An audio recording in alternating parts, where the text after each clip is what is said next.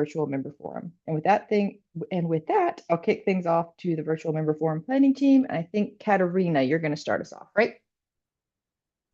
Yes, hi everyone. The first presentation today is about running ArchiveSpace on your laptop with Docker, a practical guide for archivists by Thimios Dimopulos.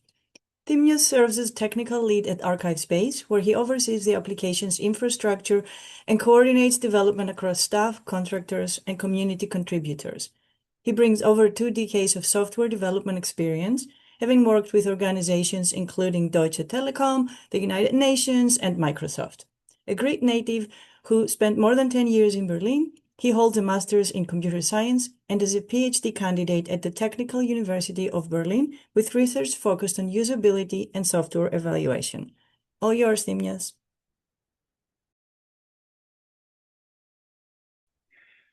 Thank you, Katerina, and thank you everybody for participating and making this possible.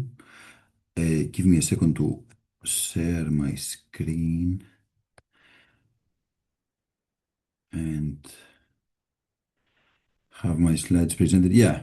So yeah, this is as Katerina said, this is about the purpose of this presentation is basically to show how easy it is, or it should be, to get ArchiveSpace running locally on a laptop or a personal computer, and give an impression of the customization and experimentation potential that this gives to us. Of course, nobody is expected to perform the steps that I will be showing in the pace that they will be presented. This is more about giving an impression of the possibilities. And of course, the session will be recorded and available later for anybody who is interested to follow the steps step by step. So as an outline of this presentation, we will go through the process of installing ArchiveSpace on a laptop or a personal computer. We will initialize this installation with some demo data and go through some basic customization of this installation through manipulating the configuration of ArchiveSpace. I will install a plugin and introduce some basic database and Solar Index administration tasks. And there will be a part where interaction with the ArchiveSpace API will be presented in a more introductory level. By the way, I have a strong Greek accent. If there is something that is not understood, don't hesitate to ask me to rephrase in the chat room. The chat room is being monitored. Don't hesitate to interrupt me with any questions anyway.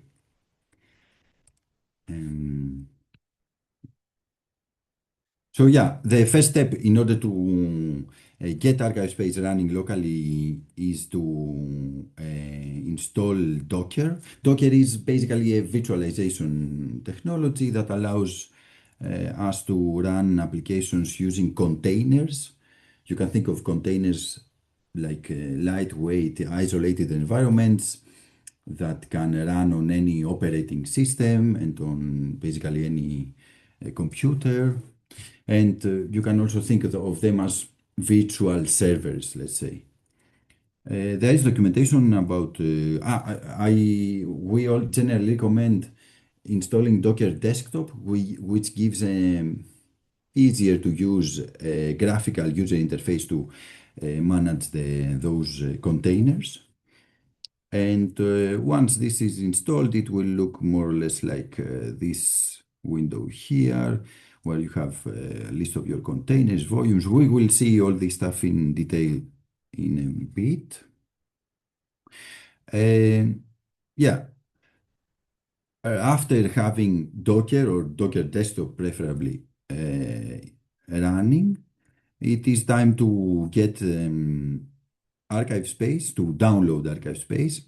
In this case, we will not download the standard zip release of ArchiveSpace, but the Docker configuration package, as we call it, which is available on the release page on our GitHub repository. And we will, for now, use the latest stable release of ArchiveSpace. And I just wanted to point out that scrolling all the way down gives us access to the actual zip file of the Docker configuration package, which is this one down here. So I would go ahead, and I have already done it actually. I download this Docker configuration package zip file, and once it is decompressed, we will get a list of files that look more or less like this. I have actually a slide to present where this is nicer. Yeah. So a few things to point out here. There's the config file in the config directory. It's a Ruby file, and this is the main configuration file of ArchiveSpace that we get access to. There is the locales directory where translation files reside, where the text presented on the user interface, labels, etc., is fetched from. We will get into the details later. And the SQL directory is a place where we can put SQL files to initialize the database. We will see this in a while.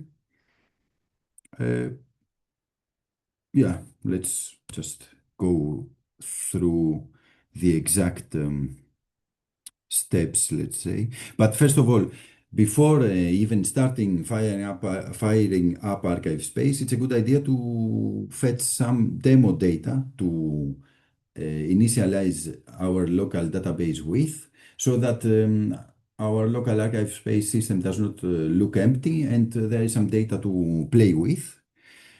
And there is a demo database initialization file, or database dump, as they are called, on the ArchiveSpace GitHub repository. This particular demo SQL file. And downloading this file, it's a little bit tricky to find the download button. It's hidden under this three dots menu on GitHub. So I would go ahead and download this file and put it in somewhere in a local directory, and then I would copy it in the SQL directory of my decompressed ArchiveSpace Docker configuration package, namely in here. And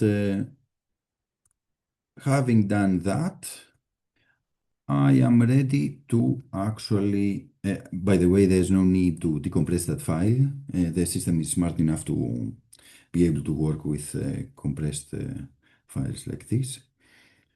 So yeah, the next step would be to start ArchiveSpace. I haven't found a way to actually do that through the Docker desktop. This is an occasion where we need to run a command on the terminal, which means we would navigate to the actual directory where we have extracted the Docker configuration package of ArchiveSpace. And here we would need to run this docker compose app command that is basically letting Docker follow the instructions included in this Docker configuration package to download, install, and start up ArchiveSpace locally. So we don't see much on the terminal, but if we switch to the Docker desktop and go on this on the left side menu, there is this containers menu, and here we will get this ArchiveSpace project or collection of containers. And we can see that an ArchiveSpace system is comprised of a MySQL container, the database container, a Solr engine, the search indexing engine. The ArchiveSpace container is the thing that actually contains the logic of the actual ArchiveSpace application. Clicking on a container gives us the possibility to take a look at the log messages of that container. Can be very useful for debugging, etc. And there are some other tabs we will explore soon. After the after we fire up ArchiveSpace, it takes a few minutes for the system to initialize itself, and eventually, when all things go well, just opening this localhost URL will give us access to the locally installed public user interface of ArchiveSpace, and by default in /staff, we will also get access to the staff user interface. So let's go ahead and take a look on some basic customization of this local ArchiveSpace installation. This is one thing that is not available normally if we have ArchiveSpace installed on a server. In order to do this kind of manipulation, we would need support by a server administrator or somebody anyway who manages that system.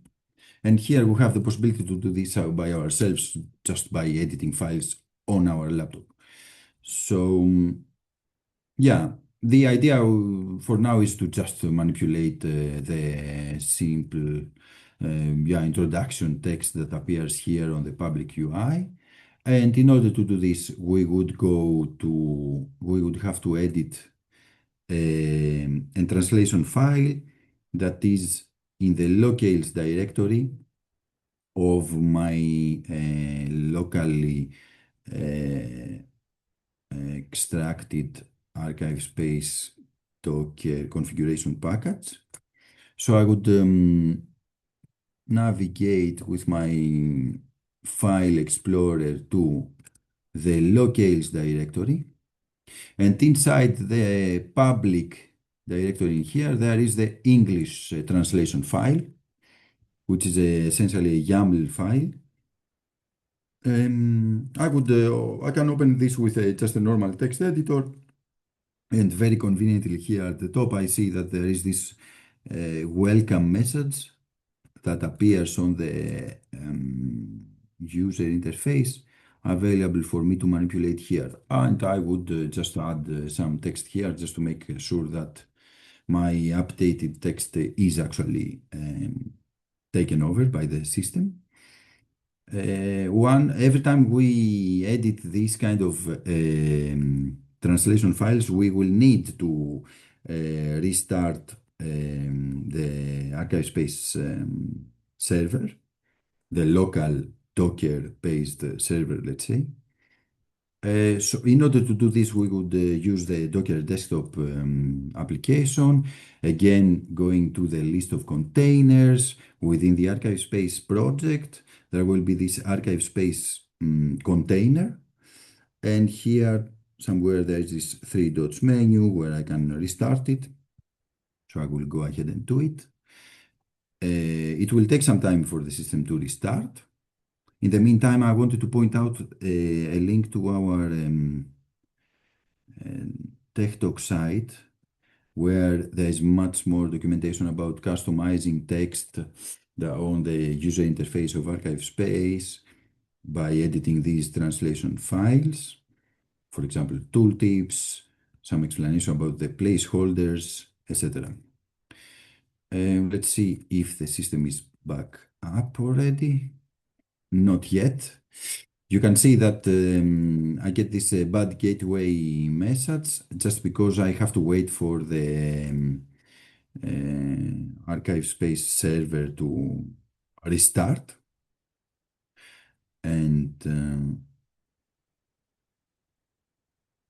in the meantime, I am taking a look at the log messages of this ArchiveSpace container and giving it some time to restart. And What else I could talk about while this is happening? Yes.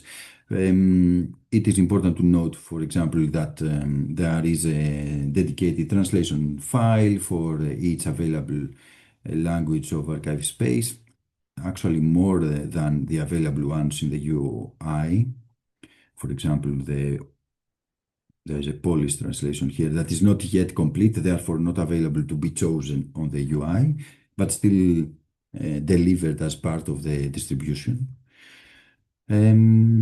Yeah, let's see. It is still not up for some reason.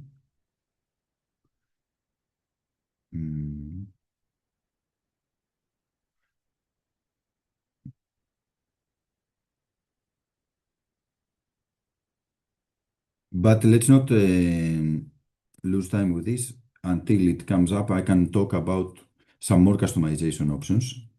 And this time, in order to customize the logos that appear on the ArchiveSpace user interfaces, the public UI and the staff UI, we would edit the configuration file of ArchiveSpace, which resides under the config directory in the ArchiveSpace Docker configuration package extracted location. So I would go back to that location, to that directory, open the config directory, and here I have this the general ArchiveSpace configuration file, which includes a lot of variables that I will talk about more later. Bear with me while I edit this file.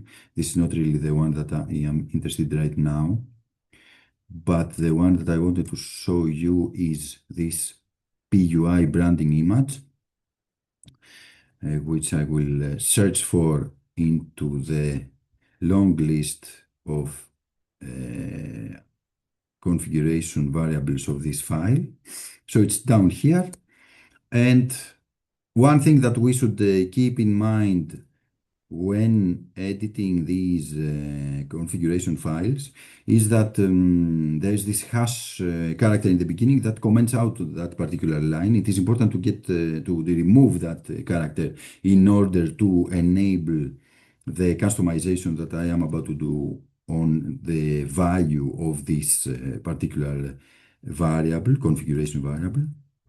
And by following the instructions I have on this slide or the more detailed documentation in the user docs, I would, in this case, just point to a URL of a particular logo. In this case, I just use the freely available Creative Commons logo that I will put a link to in this configuration file.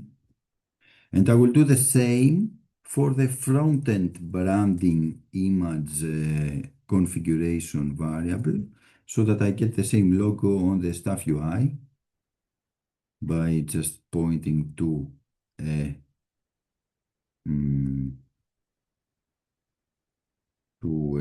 same URL, basically, in the internet. I will not forget to save that file, and then I need to restart the ArchiveSpace Docker container once again for these changes to be caught up. And yeah, in this case, while looking at the logs, I have this possibility to just click this restart button on up here. And we will give it some time to restart itself. So in the meantime, I'm sorry for jumping around so much, but it is necessary for me to show you a little bit more practically what it means to actually go through these steps on my local system. I wanted to, show also give you a glance of the documentation we have on our TechDoc site related to theming, archive space.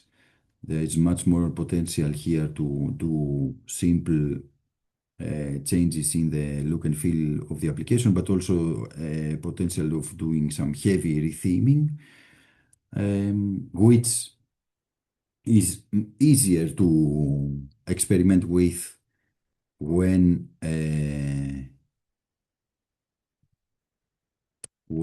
having a local archive space installation. Still, this is not working, and this is a little bit worrying. But let's not lose time debugging this thing. Actually, it looks good. Let's proceed further. And at some point, we will be able to see these things coming up. There is a more possibility to do basically the same manipulation of the logos that appear on the user interfaces of our local archive space installation by using locally saved files. But I will not go through this because just to make sure that we don't lose too much time. Let's go ahead to the more interesting part of installing a plugin, basically. So I have chosen this digitization work order plugin by Hudson Molonglo. It gives the ability to download reports for sets of components, add a resource for the purpose of creating digitization work orders. Well, basically, it gives another spreadsheet exporting possibility for a particular that serves a particular archival workflow. The functionality is not so important in this case. What is important is to understand how to get an impression about how it is to install locally a plugin and extend the functionality of this of the locally installed archive space system. Generally, just a very quick overview of what a plugin installation is comprised of. So first we need to, of course, fetch the code of that particular plugin and somehow make it available to our locally installed archive space system. We need to configure archive space so that it becomes aware of the existence of this plugin and initializes or loads it at initialization time. And there are, in some cases, in some plugins, there is some extra steps needed to execute some plugin initialization or run some database migrations. And this is interesting to see how this step is performed in case of having a containerized archive space installation locally running. So let's first of all navigate to the homepage of this plugin and take a look at the getting started documentation. At first we are encouraged to download the release of that plugin from the release page. It should be this zip file. I have already downloaded it locally and somewhere here in a local, yes, in a local directory on my machine. Once I have unzipped this file, I noticed that there is a version number suffix added to the directory name, and it is important to note this. We will see in a minute why. In order to install this plugin, I am instructed in the here in installation documentation of the plugin to put it in the plugins directory of my ArchiveSpace installation, which is something that I will go ahead and do. And so I navigate to the place where I extracted the ArchiveSpace configuration package, and I just put that directory over there. I have removed this suffix, the version number suffix from this directory name. The next step is to actually add the name of this plugin in the plugins configuration variable of ArchiveSpace.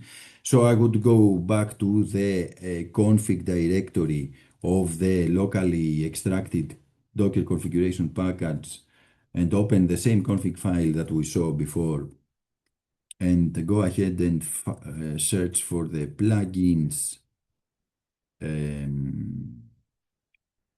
configuration variable and add here the name of this plugin as I copy and paste it from the documentation. Right, I do not forget to save the file, and I can see that there is this next step that is important for me to show you. I need to run some initialization script that is available in the ArchiveSpace installation, and give it the name of this plugin as an argument.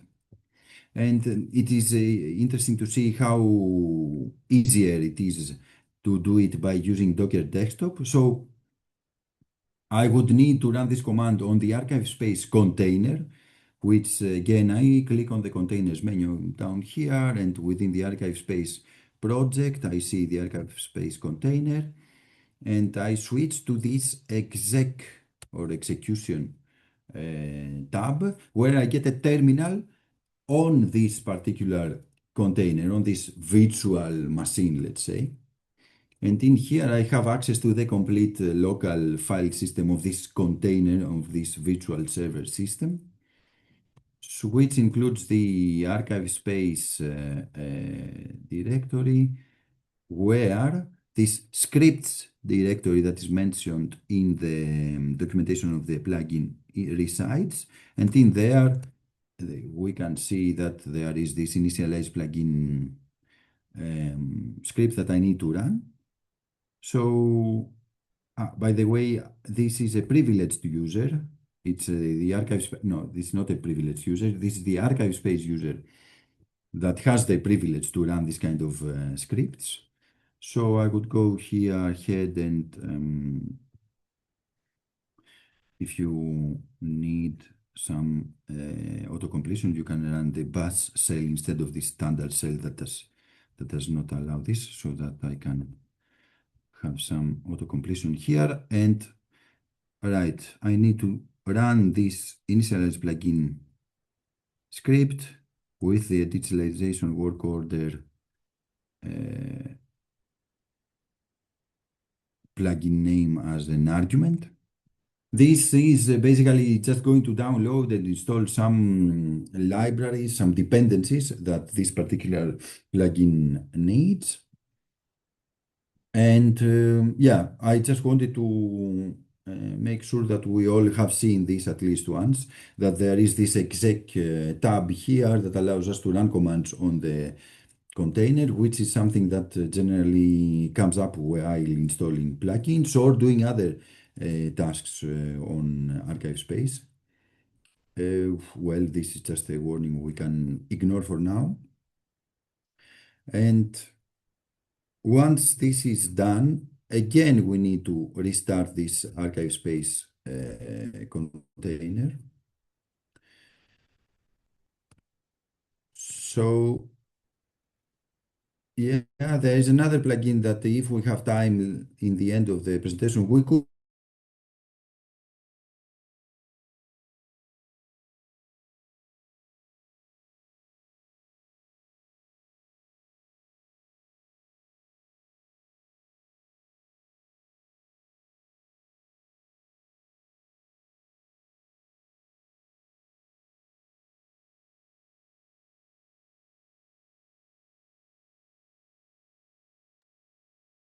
Yeah, I think we may have lost Thimios.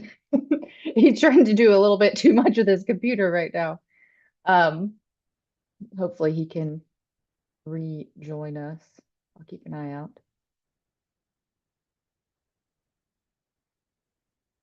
There he is. Awesome. I'm terribly sorry. I think I got Yeah, you somehow dropped off. Zoom. Yeah. Yeah, Zoom dropped me off. I'm sorry about this. Let me continue.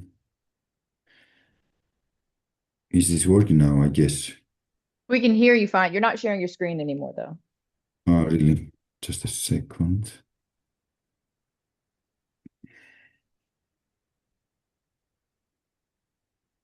Now it looks You're better, back. right? Yeah, that's better. All right. Thanks. So yeah, let's take a look and see. Hopefully now things are working better. So I just wanted to show the steps that we have been doing so far. So we have been manipulating some text by me editing locale or translation files on this local installation of ArchiveSpace. We have changed the logo up here. And if we navigate to the staff UI and log in with the standard admin login that is actually part of the demo database.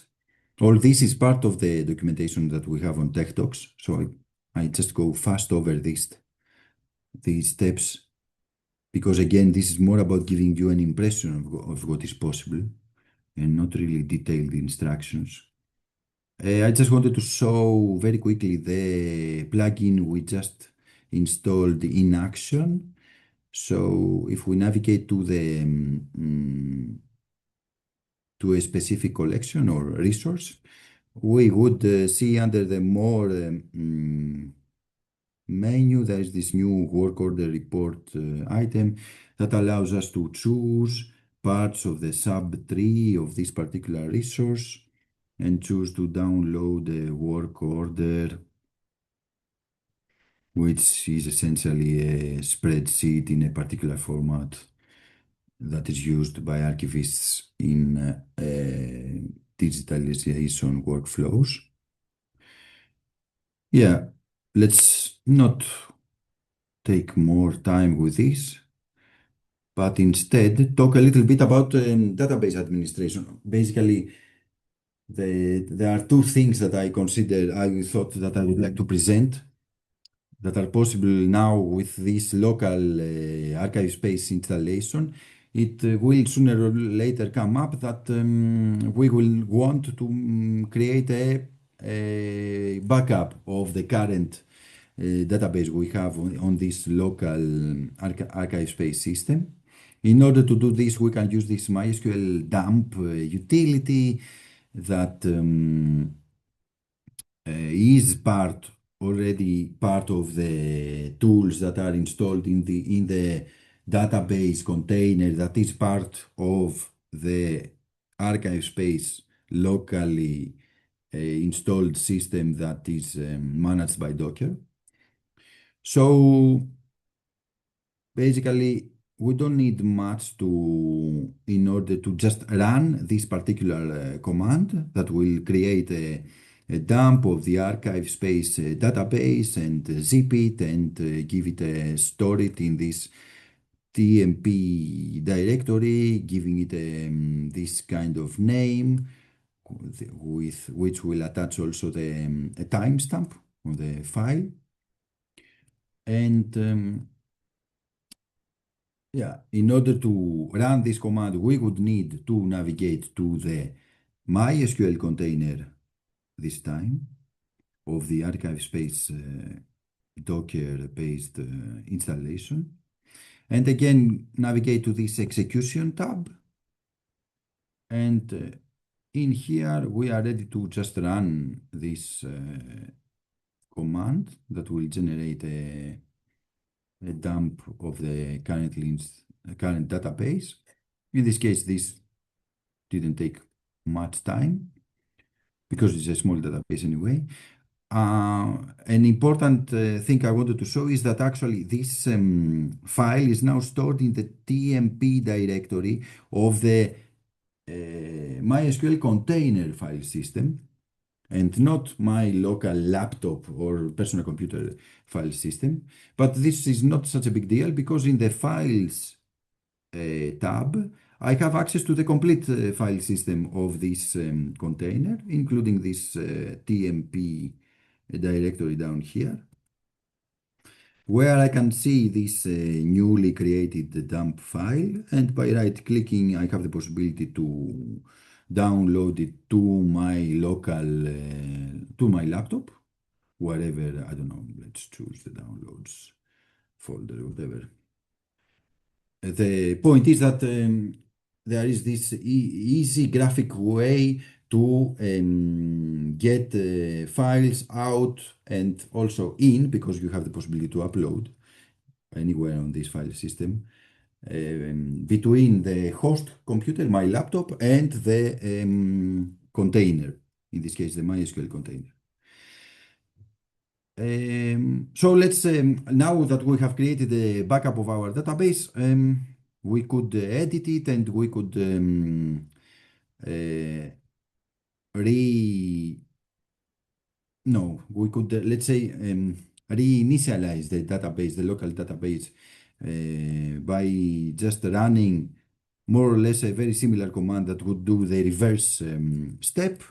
Again, I would navigate on the execution tab on my MySQL container and run the reverse command in order to reinitialize the database, the ArchiveSpace database with the database dump I have created above. Since I am not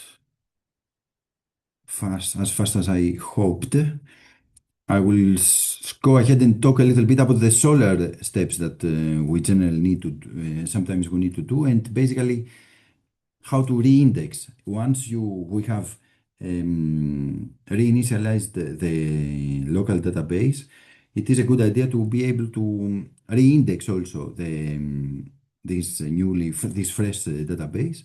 And in order to do that, we have to understand a little bit the mechanism of the indexing.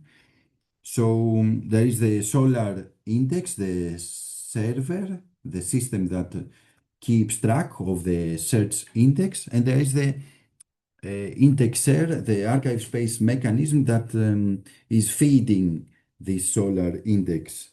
And in order to reset both of these things, the easiest thing to do that is to completely delete both the Solar and the ArchiveSpace containers that are to be seen here in the.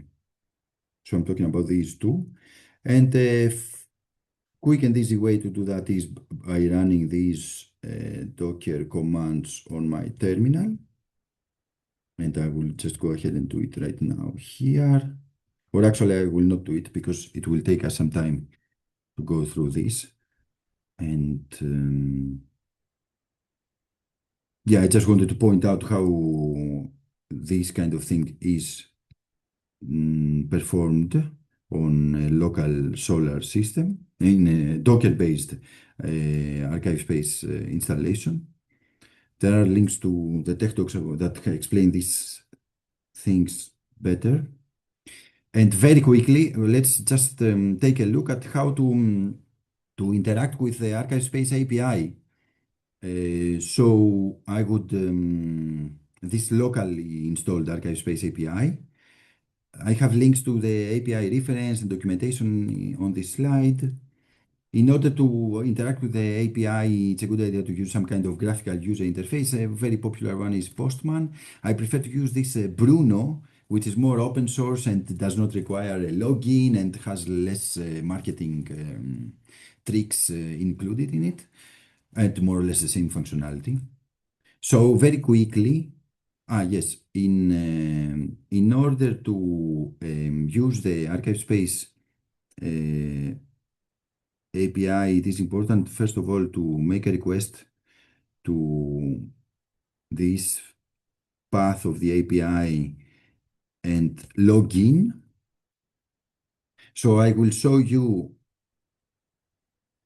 in a rather fast pace how I have created on this user interface. I have created an ArchiveSpace collection of requests that I am able to repeat here. And the first one is a login request. And by following the instructions on the tech docs, I can see that should be a post request to this particular path of the ArchiveSpace API. And it should include the username, which in this case is the admin, and the password is passed as a parameter named password. So if I run this request, I get in the response, I get a session token, which is the key that I need to pass on every next request that I make to ArchiveSpace. Since I don't have much time, I will just show you just very quickly a normal, the standard API request that I would make in order to list repositories, which is in the /repositories path.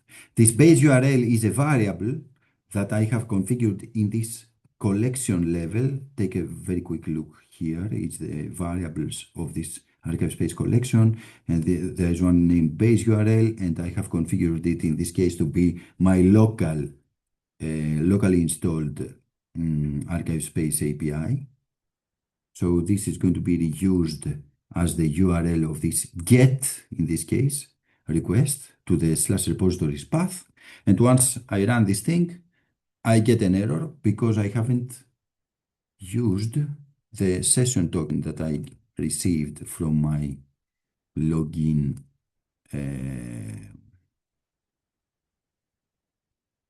request before. So I just set it in this session token variable. I go back and I perform my list repositories, and voila, I get a list of the repositories that are included in this local ArchiveSpace system. In this case, there are two of them. You can see the response is an array of two things, and each of them is a JSON representation of the information about the repositories here. I think I would love to receive questions or start a conversation with you. That's why I will stop here and hopefully get more clarification requests or questions. I hope this was not too fast and somehow informative and giving a good impression of the potential that we have by installing a Docker-based local ArchiveSpace system in order to customize and experiment with it.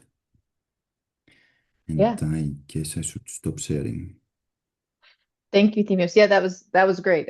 You went through several technical difficulties and still made it work. I appreciated that.